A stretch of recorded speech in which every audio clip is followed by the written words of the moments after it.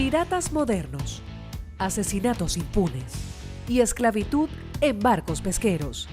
Es la realidad que el valiente periodista Ian Urbina documentó en los océanos del mundo. Los trabajadores están laborando 20 horas al día sin regresar a tierra y viven en el mismo espacio donde trabajan. Son barcos infestados de ratas y cucarachas. En esta edición especial de Efecto Naim, Ian Urbina nos revela los detalles de su arriesgada travesía por los mares y las escalofriantes realidades que allí presenció.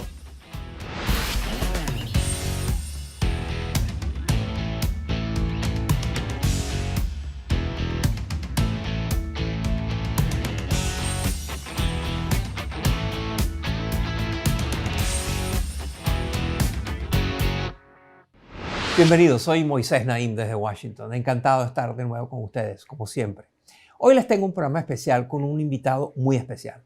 Su nombre es Ian Urbina y es un galardonado periodista que lleva 2 décadas trabajando para el New York Times. Pero Urbina no es un reportero cualquiera, es un intrépido, riguroso, reconocido periodista de investigación que se ha dedicado a documentar los secretos más ocultos de los océanos. Durante más de 3 años, Urbina estuvo explorando los 5 océanos junto al fotógrafo brasileño Fábio Nascimento. En esta aventura, Urbina develó muchos secretos de los mares de nuestro planeta. Como sabemos, los océanos son fundamentales para la economía del mundo y para la vida humana. El 50% del aire que respiramos es producido por los océanos. El 90% de lo que consumimos nos llega a través de embarcaciones. Y 56 millones de personas trabajan en los océanos. Pero al mismo tiempo, Urbina encontró que los océanos son un territorio ingobernado, un territorio muy poco conocido, donde abunda el crimen, el abuso, la esclavitud, la anarquía, la impunidad, y donde hay muchos peligros generados por los seres humanos, no por la madre naturaleza. Urbina publicó parte de sus reveladoras investigaciones en una serie de historias en el diario del New York Times. Y recientemente publicó este libro que se llama El Océano sin Ley. Es una historia sorprendente de un mundo que nos conecta a todos y que hoy Ian Urbina nos cuenta de primera mano. Una jornada de 40 meses en mares, océanos, barcos. ¿Por qué? ¿Por qué se le ocurrió hacer eso? El océano es un espacio enorme que ocupa 2/3 de nuestro planeta. Periodísticamente, es un territorio no explorado, perfecto para encontrar buenas historias. Y lo que sucede en los océanos es de tal importancia que no podemos dejar de contarlo. El libro comienza con una descripción fascinante acerca de un barco pesquero en Tailandia. Y usted describe la situación, cómo es la vida en ese barco. Cuéntenos. Yeah, so this was a story that was largely about sea slavery, which is the problem of Sí, esta historia era principalmente sobre la esclavitud en el océano, es decir, el problema de los trabajadores cautivos en barcos de pesca en todo el mundo.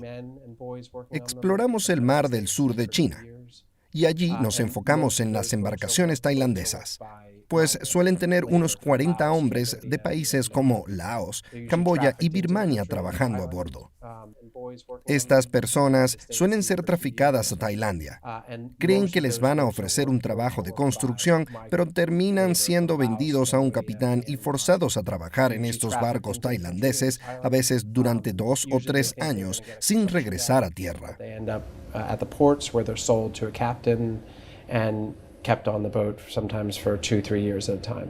Usted cuenta cómo el barco está infestado de ratas, cucarachas, insectos de todo tipo, enfermedades, etc. ¿Cómo es eso?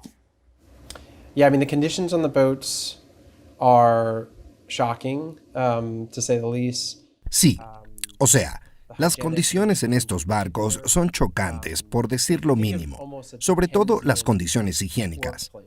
Los trabajadores están laborando 20 horas al día sin regresar a tierra y viven en el mismo espacio donde trabajan.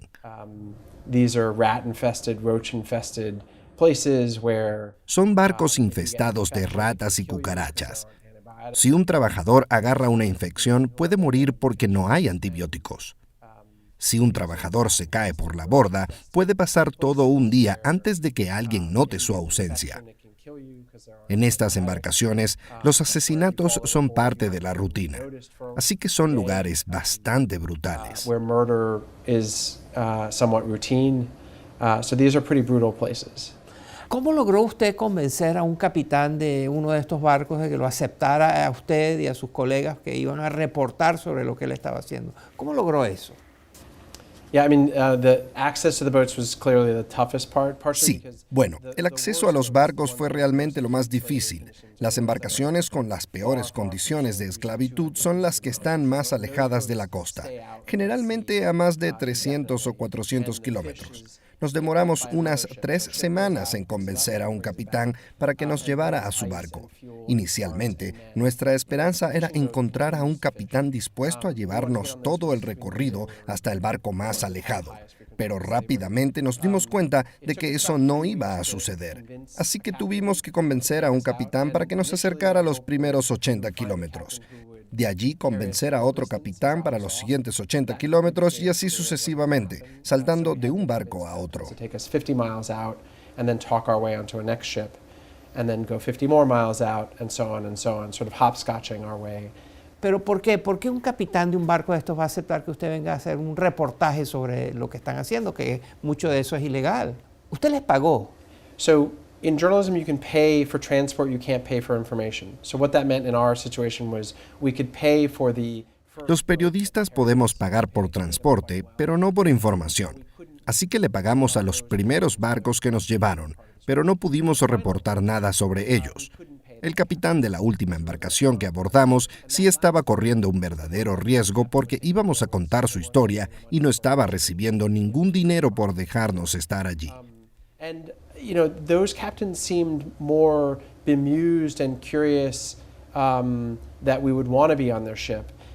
Mi impresión es que esos capitanes que nos acogieron sin recibir nada a cambio, lo hicieron porque les provocaba curiosidad el hecho de que nosotros quisiéramos estar en sus barcos. Claro que no podíamos fotografiar al capitán ni identificar el barco en nuestro reportaje. Y si el capitán nos decía que debíamos apartarnos, lo hacíamos. Pero si aceptábamos esos términos, nos dejaban estar a bordo. So long as we agreed to those terms, they were willing to have us on board. ¿En qué idioma se comunicaba usted con ellos? So we had a translator with us who spoke Thai and Bueno, teníamos un traductor que hablaba tailandés y camboyano. En la mayoría de las embarcaciones que documentamos, los oficiales y el capitán eran tailandeses, mientras que la tripulación era camboyana. Entonces, las negociaciones con los altos mandos eran en tailandés y las entrevistas con los miembros de la tripulación eran en inglés chapurreado y en idioma camboyano, en Khmer. spoken English and Cambodian in Khmer. Al regresar de la pausa, Ian Urbina nos cuenta la estremecedora historia de Lang Long, un pescador que fue esclavo en alta mar. Lang Long jumped overboard and tried to flee. Lang Long saltó por la borda e intentó escapar. Sin embargo, fue capturado y traído de vuelta al barco. Y a partir de ese momento lo encadenaron por el cuello cuando no estaba trabajando.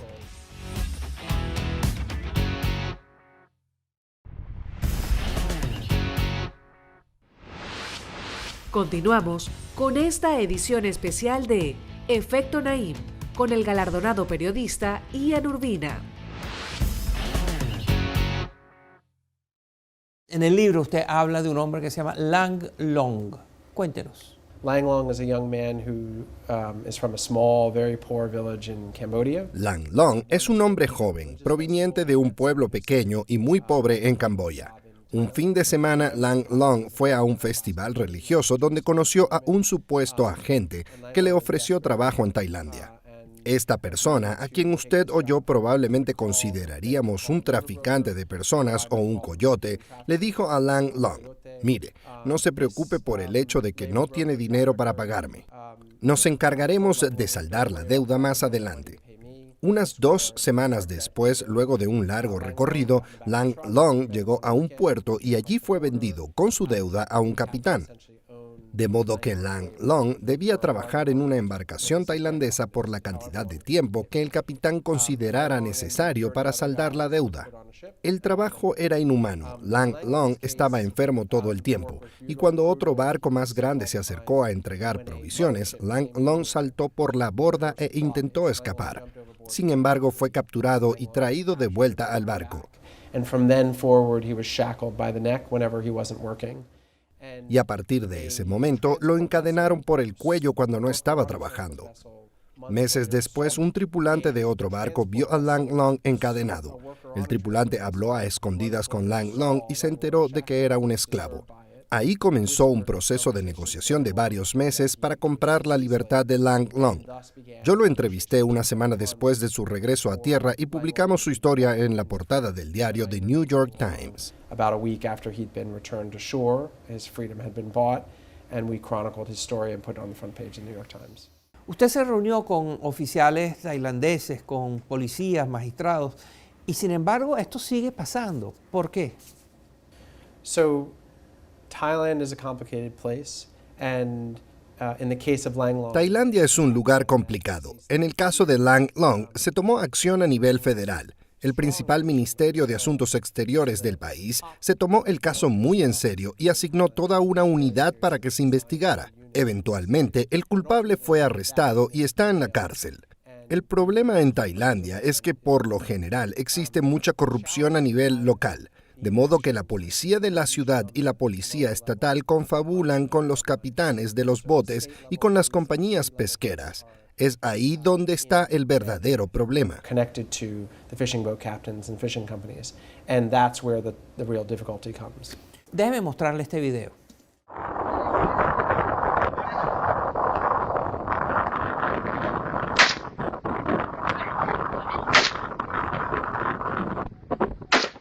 ¿Qué es lo que acabamos de ver?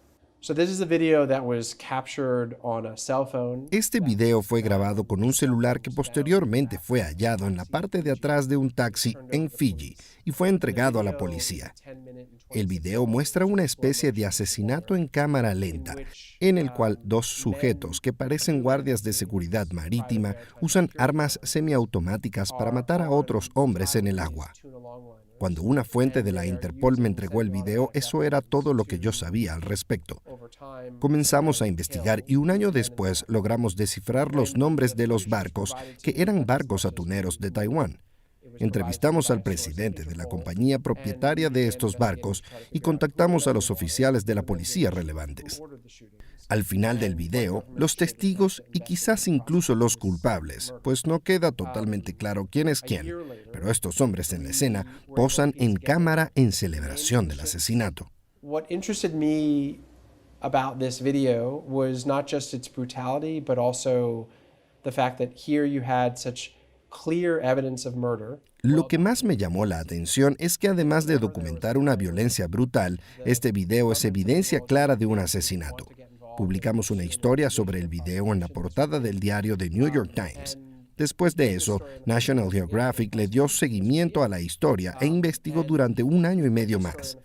Pero hasta el día de hoy, a pesar de que sabemos el nombre del capitán que dio la orden de asesinato, ningún país ha estado dispuesto a investigar ni a procesar este caso. No country has been willing to investigate or prosecute. ¿Por qué cree usted que asesinaron a este hombre? So, the best guess we could make was that there were several small. Lo que suponemos es que habían varios botes de madera que probablemente eran pakistaníes. Se desató algún altercado entre estos barcos pequeños y las embarcaciones atuneras taiwanesas, que son mucho más grandes. Como respuestas, las embarcaciones taiwanesas se lanzaron contra los botes más pequeños, provocando que los hombres a bordo terminaran en el agua, agarrándose de los escombros, intentando sobrevivir y escapar. Seguramente para eliminar cualquier evidencia de lo que habían hecho, los hombres en las embarcaciones atuneras optaron por matar a los hombres en el agua. El único problema es que alguien estaba filmando todo el suceso y alguien fue lo suficientemente tonto como para dejar el teléfono con ese video en un taxi. Aún así, incluso con esa evidencia, nada ha pasado. Was dumb enough to leave it in the back of a taxi. But even still, even with that evidence, nothing has come of it. ¿Por qué ningún gobierno los ha detenido, los ha enjuiciado, hasta llevado a la cárcel? ¿Por qué tanta indolencia, tanta indiferencia? The outlaw ocean. I mean, at some level, this is the perfect El océano sin ley. En cierto modo, esta historia es el ejemplo perfecto de la realidad que se vive en el océano. Es una realidad donde hay una falta severa de gobernanza y donde los crímenes ocurren con impunidad.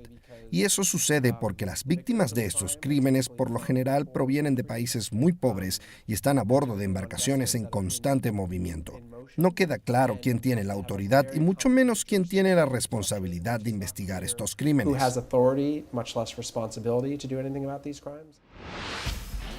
Al regresar de la pausa, Ian Urbina nos habla de sus aventuras en Somalia, donde navegó por aguas infestadas de piratas. It's a very autonomous, very lawless part of Somalia. Y es una parte de Somalia muy autónoma y sin ley. Allí se basaban muchos de los piratas que secuestraban barcos. Muchas armas y drogas ilícitas pasan por ahí.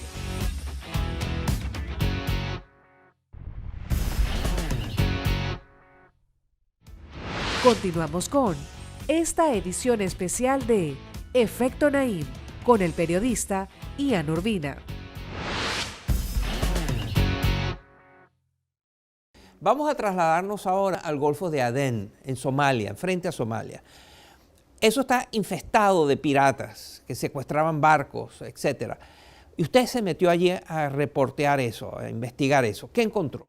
I wanted to go to Somalia initially to tell a good news story. Originalmente quería ir a Somalia para hacer un reportaje sobre una historia positiva de los esfuerzos del gobierno somalí por proteger sus aguas de los barcos extranjeros que estaban acabando con sus recursos.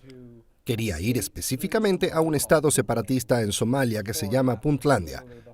Es el Cuerno de África y es una parte de Somalia muy autónoma y sin ley. Allí se basaban muchos de los piratas que secuestraban barcos. It's where a lot of illegal arms and drugs pass through there. Muchas armas y drogas ilícitas pasan por allí. Así que primero tuvimos que obtener permiso de los líderes locales, del presidente local del estado y de las autoridades federales para poder ser invitados. Una vez allí, empezamos a investigar a una flota de barcos tailandeses que estaban pescando cerca de las aguas de Puntlandia. En esas embarcaciones ocurría una variedad de ilegalidades, incluyendo la esclavitud, de modo que rápidamente perdimos el respaldo de las autoridades locales. Y nuestro reportaje se convirtió en una historia sobre la complicidad de Puntlandia y Somalia en muchos de los crímenes de los cuales se quejan de ser víctimas, como por ejemplo la pesca ilegal. Se convirtió en una historia mucho más complicada e incluso más verdadera, pero mucho más peligrosa. But a much more dangerous one. ¿Es el Golfo de Adén ahora más seguro? ¿Hay menos piratas? It is, yeah. I mean, so the height of Sí lo es. El momento más álgido de la piratería en Somalia fue entre 2008 y 2010. Y esa situación desató dos cosas. En primer lugar, las Naciones Unidas organizó una fuerza internacional compuesta por las armadas de diversos países para patrullar esas aguas. Esa medida realmente redujo parte de la piratería. Lo segundo fue que gobiernos en todo el mundo acudieron a grandes compañías de transporte marítimo como Maersk y les dijeron, miren, nosotros no podemos resolver este problema, así que tienen que armarse y contratar seguridad privada para sus barcos. Esta fue una medida sin precedentes, en la que gobiernos sancionaron a actores del sector privado para que pudieran llevar armas e involucrarse en la violencia. Pero funcionó. Engage in violence and carry arms. But it worked. Y esa es la situación actual. Estos buques de carga vienen también con gente armada, preparada para enfrentar a los ataques de los piratas. Yeah, I mean, there's a multi-billion-dollar industry still with. Así es. Aún existe una industria multimillonaria conocida como la industria de la seguridad marítima privada. Generalmente consiste en equipos de 2, 3 o 4 hombres. Suelen ser exmiembros de las Fuerzas Armadas británicas, estadounidenses, sudafricanas, estonias y ucranianas. Son personas que estas compañías recogen justo antes de entrar a una zona peligrosa y se mantienen a bordo hasta que el barco haya salido de la zona de peligro. Su trabajo es vigilar y proteger a los barcos que podrían ser víctimas de piratas. ¿Qué quiere decir Yorel? Yorel is the name of a young man. Yorel es el nombre de un hombre con el que estudié en la escuela secundaria y es también un código que establecí con mi esposa. Si en algún momento me encontraba en peligro, en medio de un secuestro, por ejemplo, pero no podía describir la situación, mencionaría el nombre de Yorel.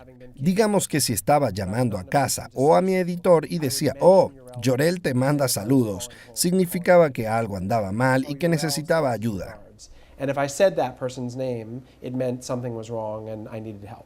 Usted escribe en su libro de manera muy interesante, hasta poética, conmovedora, sobre el silencio del océano, pero las consecuencias que tiene eso. Cuéntenos. Yeah, I mean, one of the things that really moved me. Una de las cosas que realmente me conmovió al pasar tanto tiempo en estos barcos es el efecto que tiene el silencio sobre la salud mental. Los hombres que trabajan en estas embarcaciones viven largos periodos en una especie de confinamiento solitario. Están lejos de la costa, lejos de su familia, en lo que esencialmente es un tanque de aislamiento sensorial. Estos barcos son lugares muy jerárquicos, donde solo puedes hablar cuando te dirigen la palabra y en ciertos contextos.